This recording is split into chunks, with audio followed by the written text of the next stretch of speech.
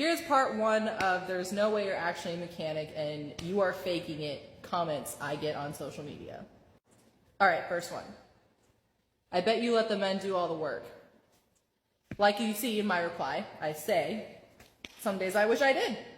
Because honestly, there has been some projects that I have had or jobs that I've worked on where I pray to the mechanic gods, please, let this be somebody else's problem, right? That would be fucking amazing if this was somebody else's problem right now. All right, second one. Doing nothing, to which I replied, I'm actually doing a fuel line pit. Okay, but you put a spanner, not a spanner wrench, but whatever, and did nothing. As you see, my reply is, I finished the job and then I made the TikTok. This is my basic level of respect that I don't make TikToks when I'm on the clock. Because my job, neither the customer pay me to make TikToks. And that was actually a snap-on angle wrench, 3/4 inch, or no, that was a 7/8, sorry, to be precise. Not a spanner wrench. So here's a picture taken from that video. As you can see, that is most definitely, you might not be able to tell it's an angle wrench, but I don't even think this guy knows what a spanner wrench is. The spanner wrench is what you use to take like cylinder rod guides off, where it's got two little nubs that you put around the guide that hooks into two little notches, not even close to a normal wrench. Okay, that's a spanner wrench. Now I'm not 100% sure if that's what that guy was referring to, but that is commonly what is known as a spanner wrench. Okay, last one of the day. You mean on your way to hang parts. So this was in regards to my service truck video. And yeah, I'm normally a shop mechanic, but you guys have seen all my work. You guys have seen me welding, ripping engines out, doing rebuilds, axle teardowns. So yeah, sometimes it is just changing a part. Like that particular field job was a fuel line that I was just changing. But like, why comment that? Like, why? Is it because I'm a girl, I'm not allowed to like be a real mechanic? Or is it because of how I look? Like you want me to look like a dude to be a real mechanic? Or what's the point of that comment? I don't get it. Okay, so since y'all liked my hate comments episode last time so much, I'm doing them again. This time it's from YouTube. Alright, first one. Cute, acting like you're a diesel tech, cosplay and real work, honey, big difference.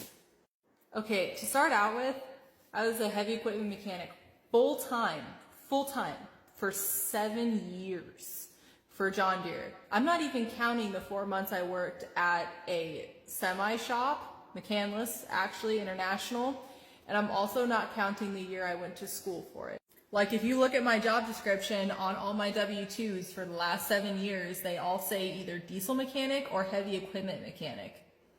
All of them. All right, second one. Weird looking kitchen. I am a very proud woman. I do like cooking. I love cooking. That doesn't mean I can't turn wrenches too. I enjoy both sides. I enjoy being feminine and cooking and doing girly things like wearing makeup and putting on dresses, but I also will go turn wrenches for 10 hours a day, 6 days a week. Okay, since you guys love my hate comments so much, check this one out. This is the most recent one.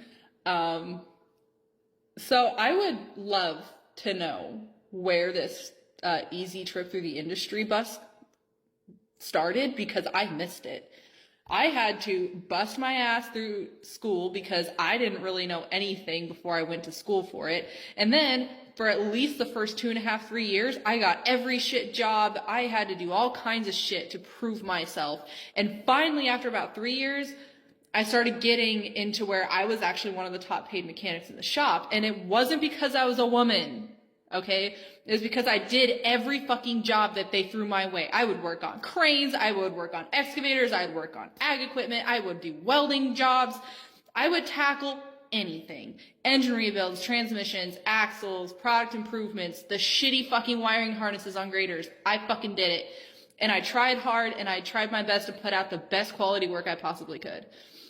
If you honestly think this, please go watch my podcast series, Overhauled, and watch the one with Troy Nevergall, who is my old boss. He gives a lot of insight. He was my first boss for the first like around 2.5 years in the industry in the diesel side. And he would love to share with you his experience with me in the shop, which he did on my podcast. So I highly suggest you go look at that. Any of the women in here that are watching this, or any of the guys that have worked with me, because I know I have some old coworkers on here, or any guys that have worked with women, please explain to this guy. Like, I'm sure this happens on an occasional basis, but I would love to know where that bus left, because I fucking missed that one.